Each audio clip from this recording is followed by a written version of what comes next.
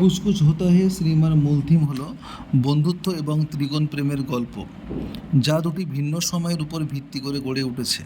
প্রথম ভাগে কলেজের বন্ধুত্ব এবং প্রথম প্রেম নিয়ে গল্প বলা হয়েছে, যেখানে রাহুল, অঞ্জলি এবং টিনার মধ্যে একটি ত্রিকোণ সম্পর্ক তৈরি হয়।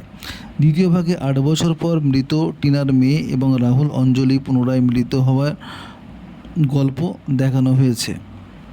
এটি একটি ক্লাসিক থিম, যেখানে রাহুল এবং অঞ্জলির গভীর বন্ধুত্ব প্রেমের দিকে মোড় নেয়, কিন্তু সেখানে তৃতীয় কেউ টিনা চলে আসে।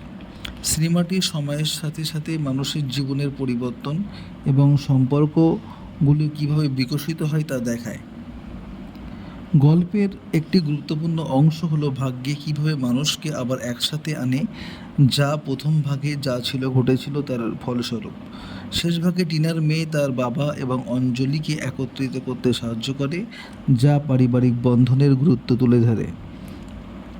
কলেজের পটভূমিতে বন্ধুত্ব এবং প্রেমের দ্বন্দ্বে দেখানো হয়েছে, যেখানে রাহুল টিনার প্রতি আকৃষ্ট হলেও অঞ্জলি রাহুলের প্রতি প্রেমে পড়ে। 8 বছর পর যেখানে রাহুল এবং অঞ্জলির সম্পর্ক পরিবর্তিত হয়েছে, সেখানে তাদের পুনরায় মিলিত হবার গল্প দেখানো হয়েছে।